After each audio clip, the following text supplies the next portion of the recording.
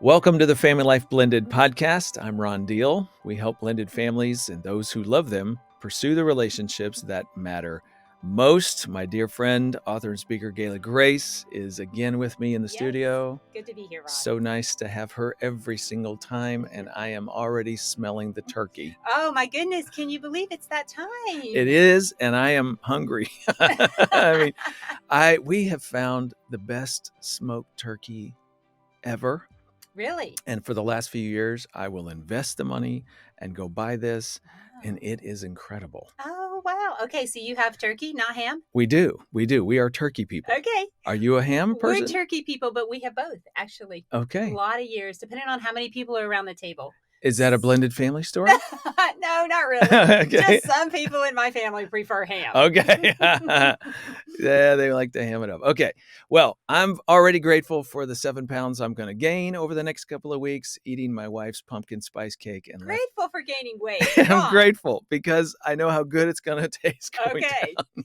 I'll have to work it off, but I'm grateful for the joy that will come with that. Leftover barbecue turkey sandwiches. Oh, there you go. Oh, yeah. See, I can already taste it. Tell me to bring some of that pumpkin spice cake to the office. Oh, no, because I want to eat it all. Oh, you know you share it. Okay. It is to die for. Oh, my gosh. I'm telling you, I live for this stuff. Wow. Okay, but speaking of gratitude, we have heard from some of our listeners who are thankful for this podcast, and I am grateful that they took the time to write to us and tell us a few things. And so, hey, listen to this, Gayla. A viewer on YouTube said, I'm a regular viewer of your YouTube channel. I have seen all your videos and your content is very good. I have learned a lot from you, from us, from Family Life Blended. Wow. It's fantastic. I'm just excited about that. Yeah. That's what we want. Family Life Blended is about resourcing and investing in people. Exactly. And I know the Women in Blended Families monthly live stream you do. I know people love that. We hear from them and it's fabulous. It's nice to be on YouTube and people be able to access us there. Yeah. So if you're listening or watching, by the way, you don't know what I'm talking about, that Gayla does every month, Women in Blended Families live stream. And it goes out through all our social media channels. Right. So it's on Instagram and Facebook and multiple Facebook channels and on YouTube. And if you can't catch it live and be a part of it and add comments or whatever you want to do, then you can always go back and watch them later. Right. Recorded. But second Tuesday of every month, 12 noon Central is when the actual live event is. Mm-hmm. Love it. Okay. We had another viewer also on YouTube reacted to a particular episode. 134, being a step parent. Is it a blessing? ? This person says, awesome message. I will soon be a stepmom with no biological children of my own. This message has humbled me about living in my own emotions and defending myself. It has given me a new approach on what God has in store for me. I believe this family is a blessing from God, and He has placed me here on purpose. Thank you. Mm-hmm. And I love that because the truth is it doesn't always feel like a blessing to be a stepmom. She has no biological kids of her own. So she's walking into this a little naive, but she is taking the perspective of it's a blessing. Yeah. And we're going to talk about that a little bit today, Ron, about changing our perspective sometimes when we don't feel like things in our step family are a blessing. Yeah. But that's what she's saying. And I love that. I love that she's equipping herself before becoming a stepmom. We always encourage that. Right. Absolutely. And so if you know anybody, if you're as a listener or viewer, if you know anybody who's dating, thinking about forming a blended family, get them in touch with our materials and resources. That's really the best time to start learning. Oh, absolutely. You're so much better off if you go in with a head full of some tools and how to do blended family life. This reminds me, I had a conversation with a couple this last week where they said, we got mad when we first started reading about the Smart Stepmom and some resources because we realized nobody had shared any of this with us. And here they were 10 years in, had made some mistakes. We're trying to recover from all of that.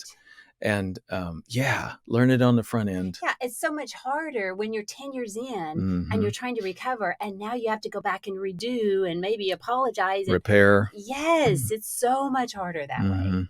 We had one other person write to us, email us this time. I just listened to an episode from October regarding the dragon method of co-parenting. Do you remember that episode?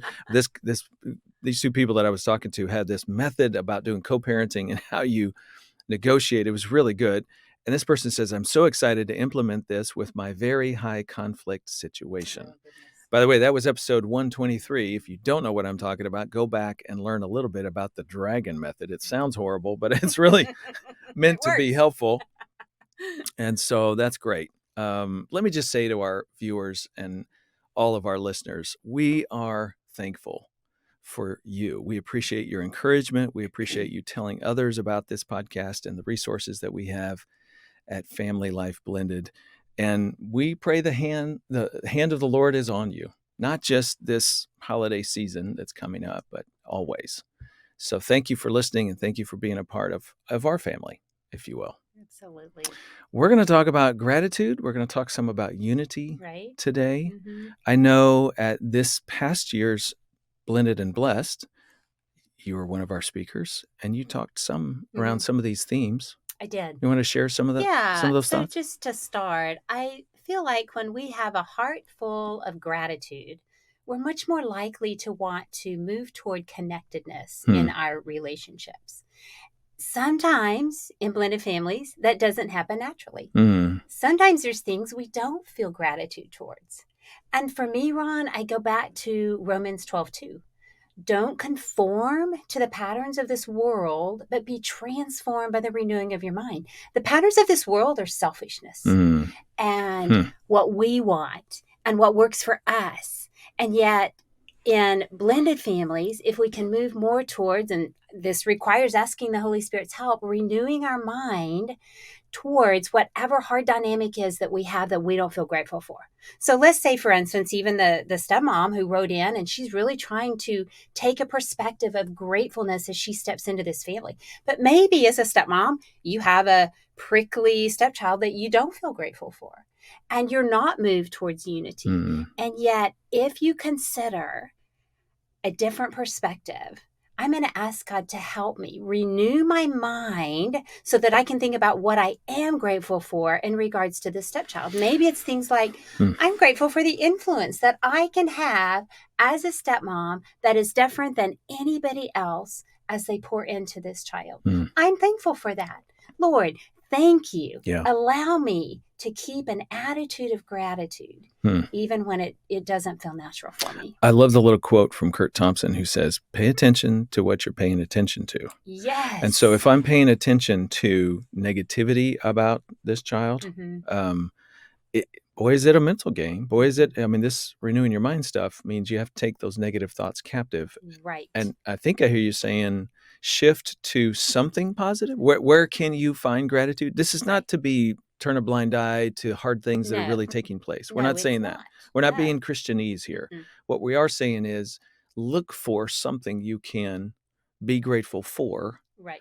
Because that opens your heart toward that child and maybe helps you posture yourself in a little different way when engaging with them. That leads towards connectedness. Sometimes, Ron, it might just be as simple as, I'm thankful that this hard dynamic causes me to rely on the Lord in a way that I don't otherwise. Oh, wow. Yeah. It postures me with a surrendered heart. That's a hard one. That is.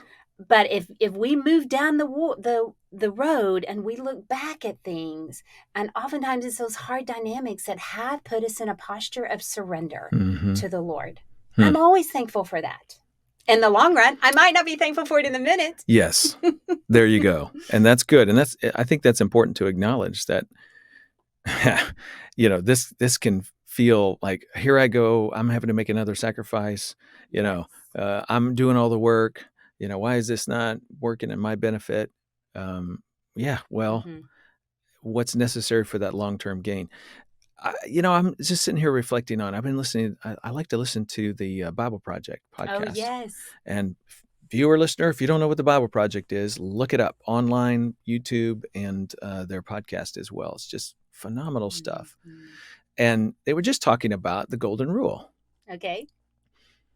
And do unto others as you would have them do unto you. Right. Had a little bit different interpretation. The word there is have the desires for others that you would have them to desire to do to you. Okay. Desire to do for others what you would have them desire right. that they do for you, which connected a few dots for me, which I found really interesting because it's the same word desire in the Lord's Prayer to say the Lord's will, God's will is God's desires. It's what God desires to see happen on earth. And we want to have those desires as people. So where am I going with this? If we desire good things for others, even this stepchild that you're having difficulty with, that might bring gratitude, which might then soften your heart, which might help you posture yourself a little bit differently when you engage with them. Right. And we believe this matters. Like the choices we make, how we carry ourselves has influence. Maybe not immediate. It doesn't immediately pull that kid around, but it might open the door, make it easier for them to change a little of who they are. Right. Even if they're not expressing it. I had a conversation this weekend with a stepdad who is not seeing any reward for how he's pouring into the stepchild's life. And I said, sometimes we don't see it, but it doesn't mean that they're not seeing what you're doing. They maybe just don't know how to express it. Yeah. Really, until they become young adults, sometimes we don't gain some of those rewards where they can express it towards us. You and I have both seen so many situations where the kids will start, I'll use the word bragging on a step parent to their friends, to other people. They'll never say it directly to the step parent. I shouldn't say never. At that particular season of their life. Probably not. They won't. Right. But they'll say it to somebody else. And yeah, there's a reason why it's hard to be direct with it. But that doesn't mean their gratitude is not there for you. Right. Yeah. And just always know God is working behind those scenes too, in things that we may not see happening. Was there anything else that you wanted to share with us from? I think that was the biggest point was the perspective. Sometimes it requires a change in perspective for us. Yeah. And to be aware of what you're thinking of. Because if the negative perspective fills our hearts, it's going to spill out things that we don't want. So let's connect this gratitude thing with unity. That's what you want in your family, viewer, listener. That's what you want. You're going for unity, harmony, right? You want cohesiveness. You want people to feel safe and loved and cared for and all of that. And I do think how we posture ourselves, either with gratitude or, what's the alternative? If not with gratitude, we're grumbling. Yeah. And I feel like a victim of you and of my circumstances. And I don't want to be here. And that's pretty obvious too. That sends us big message, right? And then it creates disunity. Exactly. We're wanting to move toward unity, and yet, man, if we're complaining and that's all that's going on in our head, then it moves toward disunity. Yeah, and we have to pursue that. At FamilyLife, our big word is oneness. We talk about moving from isolation, a tough place in your relationship, to oneness, and oneness then empowers you to bless other people, help others, have impact. And by the way, that's not linear. Isolation to oneness. It's sort of like in life. In any given day, Dan and I can go from isolation into oneness and then back into isolation in about 5 seconds. It seems like. Is that true for you? Yes, it is true. I know that's life. And I'm sitting there thinking, how did we get to this? Exactly. A minute ago, we were great. That's right. It's so funny how that happens. Call that dysregulation. We're going to talk more about that on this podcast in the near future. But so it ebbs and it flows, but we're always pursuing oneness. Yes. That's our family life word, is oneness. But in the real world, in the biblical world, I should say, the word is unity. That's the word in the Bible that gets translated a state of oneness. It's unity. Right. So yeah, that's exactly what people want. That's what we're all going for in our relationships. And the Bible's clear. We have to pursue it actively, chase after this thing. It goes back to Romans 12:2. The patterns of this world are not necessarily unity. Yep. And so we have to be intentional with it. Let me throw another scripture at you. Yeah. 1 Corinthians 14, verse 1. Now, most people, when you say 1 Corinthians 13, they go, what's that chapter about? So yeah, it's all about love. It's a great description, a very poetic way of looking at what love is and what it isn't. But what's 14, verse 1? Most people have no idea. I don't know. Yeah. The first two words are pursue love. Okay. So he's just spent a whole lot of time talking about this love thing. Right. And then he says, now go get it. Wow. And the word pursue is not, yeah, I hope you'll wander and trip over it someday and you'll discover it. No, it is intentional effort. Right. Focus on this thing and go after it. Okay, so gratitude is one of those pieces that helps us chase down love.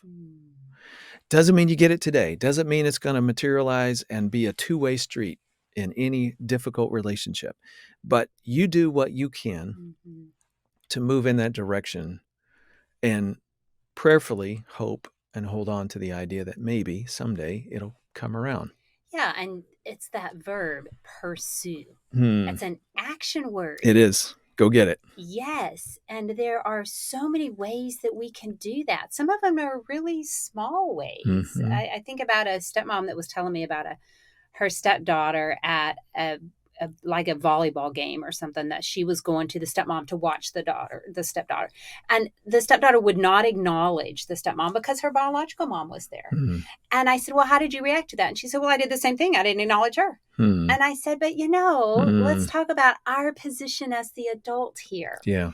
And so pursuing love means that you still say, hey, how are you doing, Sally? I'm so proud of you today, or whatever. We don't feed off of their negativity. We create our own positivity and pursue.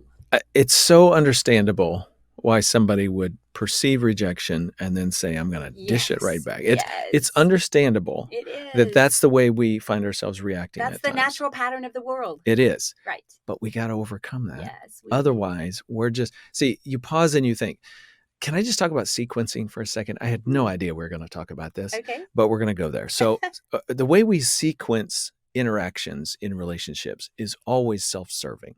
Okay. So think about this stepmom. She would say, well, she rejected me first. Right. I then feel justified in rejecting her.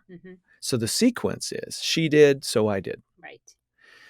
But what if we ask that stepchild, who did what first? What if their perspective was, well, she withholds. I can't trust her. She doesn't like me. Right. So there's no way, especially with my mom there. Exactly. So other people may sequence it differently than we sequence it, and they make it about us and we make it about them, and everybody then has a stalemate and gridlock, and no one moves toward the other person. And everyone loses. And so the first thing we got to do is recognize that our sequencing, how we justify our own behavior, is often very selfish and limited in its perspective. You think, well, we started the day fine, but then she did this, and so I rejected her. Well, maybe if you back up a day, maybe there was something you did that set her on a path of today doing the thing. My point is not to find blame. Right? That's what we're really doing, is trying to assign blame. But finding blame is self-serving. Stop trying to find blame and say, it doesn't matter what they did. I have agency over how I respond. Am I going to return in kind, or am I going to pursue love and do the right thing, what love would have me to do? And I think, too, sometimes it's just we're projecting how they're going to behave towards us. And so we set ourselves up to be defensive, to protect ourselves, instead of in our mind thinking, well, even if she doesn't acknowledge me, I'm going to acknowledge her. So go in there with a plan. If you want to project, this is what's going to happen. Well, change what's going to happen. You do your part to change what's going to happen. And let's be realistic. You can lower your expectations in that moment. Right. It's not like you're going in there going, I'm going to transform this whole thing and your attitude. No. You're not going to control or fix her on any level. What you are going to do is just be an example of the kind of thing that Jesus would have you to do. And that is sort of the end of it. Like, this is all I expect out of this moment, is for me to act well. And maybe it'll bring some influence. Maybe something positive will come. But I'm not invested in that necessarily. Right. What I'm invested in is just being light in this dark moment. Right. And how then that moves you, hopefully, toward unity in this relationship. Maybe not today. Right. Maybe that's just a small seed that you're planting that eventually can be nourished and will grow. Okay, so I want us to jump around the other side of this conversation about gratitude, because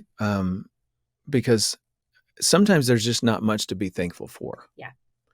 And somebody's listening right now going, yeah, I'm wondering when you guys are going to talk real life. And I just don't feel like, there's much for me to pursue and there's much hope. Mm-hmm. And I just want to pause and go, yep, I get it. Mm-hmm. There are moments and there are seasons in life where there is not much light coming through, and it is really difficult to feel any hope about how things might change.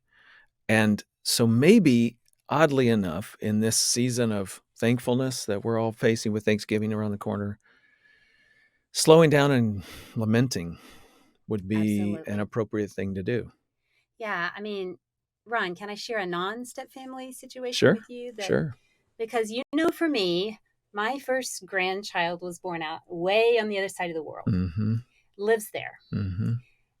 And I am sad about that. Yes, That's not what I would want. Right. And I have to go back to God and say, I don't feel thankful for this. Mm-hmm.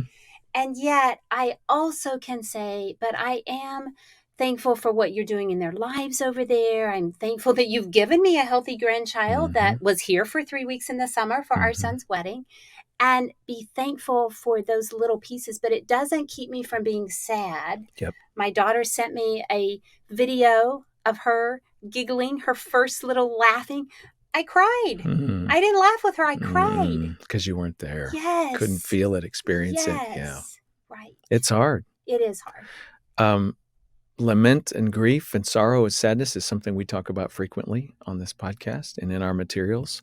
It's something that's a big part of both of our lives. We have we have walked the road of grief for different reasons and different occasions. I have learned how to lament, and we're not going to unpack lament in a great deal today, but I just want to say that the two essential elements of it are, number one, what you just said, pouring out your sorrow to God and just going, Lord, this stinks.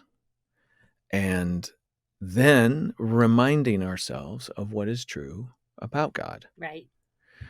And that's sort of the turn where you go, all right, I'll remember what God did. In the biblical laments, they're often looking back at, yeah, I remember you saved our people from Pharaoh's hand. I remember you brought us out of Egypt. You brought us to yes, and you did this. And through the prophets, you did this. And you've given us. And so it's that remembering what God has done for perhaps others and perhaps yourself, that counting your blessings, but not in a simplistic way, but in a genuine, authentic, all right, I've seen your hand in my life, Lord, and I'm going to remember that right now, because right now that seems so far away. Right. But I'm going to remember, and I'm going to remind myself, and I'm going to look again to you to see me through this dark place. That's legit. Absolutely. It's important to do. Yeah, and I think it's also trusting God, that even if you don't understand the circumstance, because sometimes in step family life, we're walking through things that do not make sense to us. And yet we've trusted God in the past with a circumstance that didn't make sense to us, and he brought good out of it. And we're going to trust him again, even when we don't see good at the time. Yeah. Yeah. And I just had a friend recently text me saying, what's that psalm that you talk about, Ron, that doesn't resolve, that doesn't have the turning towards, and it's true. There is one. There's like 30 or 40 laments in the Psalms. Right. There's one, Psalm 88, that doesn't turn the corner, that doesn't remember and remind themselves. It's just an outpouring of darkness. Right. And what I love about God is he gave us that. Right. It's his way of saying, look, I know there's going to be moments when you just don't see any light, and I'm still here. Right. Pour it out. Bring it on. Bring it to me. I'm not going to be offended. I'm not going to get mad at you. I can handle it. And I think the unwritten message is, I will see you through, even though you can't see a path. Right. So do that. All the other laments, though, have that reminder to self, and it's so very important. So I just want to say to our listener, our viewer, you're in a dark season. Take it to God. Pour it out to him. Let him have it. He can take it. And if you can, remind yourself of who he has been, promises he's kept to others, to yourself, to the biblical characters, and remind yourself that you think he's faithful, because that's the point. He is faithful. Right. And at some level, we turn to that and we just hope and we rely on it, even though we don't know how it's going to work out. Right. And as we move into the holidays, some holiday seasons are more joyful than others. Right. Some holiday seasons are great. And we can really count our blessings and we can be so thankful. Mm. And then some holiday seasons are not as great. Yeah. But know that there's always another holiday season.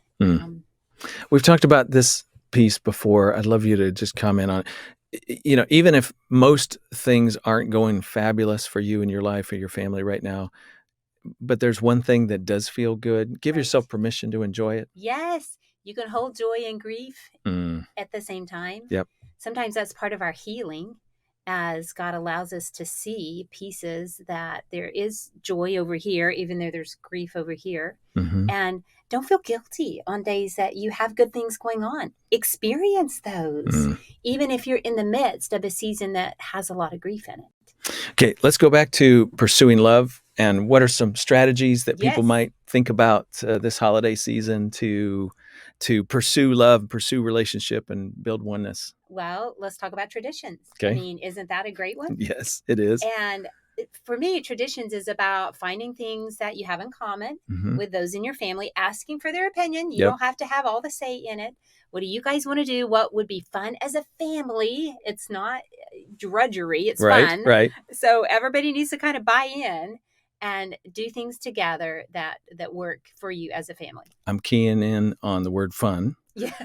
Preferably it'd be fun. Have some fun and play board games, go outside, throw the football. Right. Have fun in the kitchen, baking, making, enjoying, whatever it is that is fun for the different people in your world, in your life. Really, be intentional. And if you're not sure how it's going to go, just try it. If it doesn't go well, then drop it. Don't do it next year. Try a different tradition. But just because you don't know how it's going to go doesn't mean you can't try it. By the way, listener, that is one of our rules of thumb around here when it comes to blended family living. If you're unsure, give it a go. Right. Who knows? We don't know either how that'll go. You may think this is going to be a disaster, and then it may go really well, and you've discovered something that works, and then you can keep doing it. But until you give it a go, you're not really sure. Right. Yeah.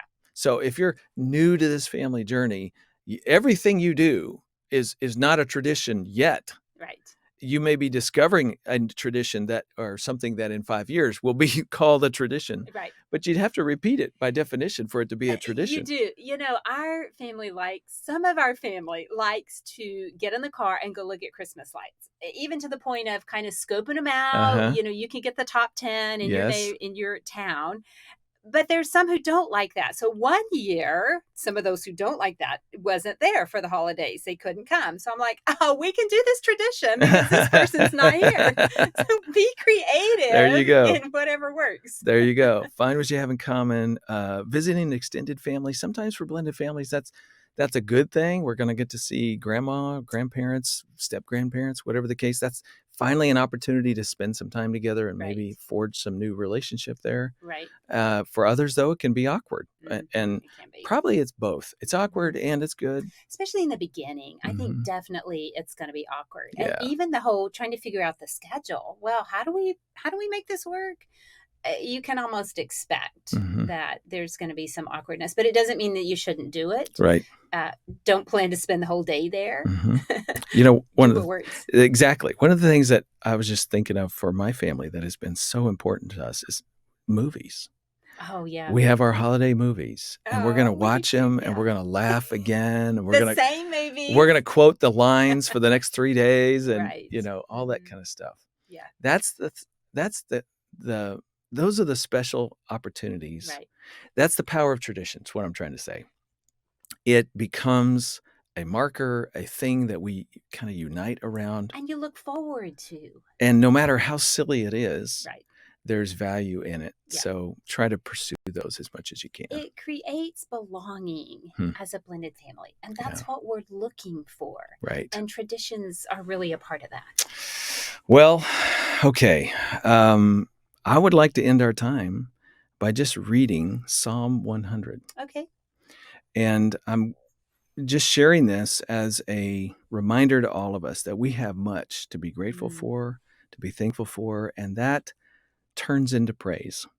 Psalm 100, shout for joy to the Lord, all the earth. Worship the Lord with gladness. Come before him with joyful songs. Know that the Lord is God.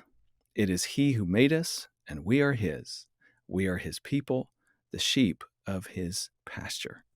Enter his gates with thanksgiving and his courts with praise. Give thanks to him and praise his name. For the Lord is good, and his love endures forever. His faithfulness continues through all generations. Amen. Thanks for being with me today. It's been good. If you haven't signed up for our monthly newsletter, Strengthening Step Families, Gayla has a whole lot to do with that. Check the show notes for a link. We will not spam you, I promise. We're not going to send you a lot of stuff. We'll just give you some articles and helpful things, event information, and encouragement every month. We'd love for you to leave a review or a rating. That helps us find other people, helps them find us, and then they can be blessed by this podcast as well. The number one email question that I often get is, how do I find a qualified counselor for our marriage and family? Well, we have a growing list of smart step family therapists and coaches who have invested time and energy in learning how to be more helpful to the blended families that they serve. They've gone through my advanced clinical training and they're ready to help. So check the show notes for a link to that list. And if you're a coach or a counselor, you can learn more about that training. It's pre-approved for 12 hours of continuing education, and we do it 2 or 3 times a year. We'd love to have you join our list. Okay, next time, in fact, the entire month of December 2024, I'm interviewing kids. No, not grown-ups looking back at their childhood, but actual young people and teenagers talking about life in a blended family from their point of view. In fact, that's what we've called it, the series From Their Perspective. That's on the next 3 episodes of Family Life Blended. I'm Ron Deal, wishing you a happy Thanksgiving and Christmas season. Thank you to our production team and donors who make this podcast possible. Family Life Blended is part of the Family Life Podcast Network, helping you pursue the relationships that matter most.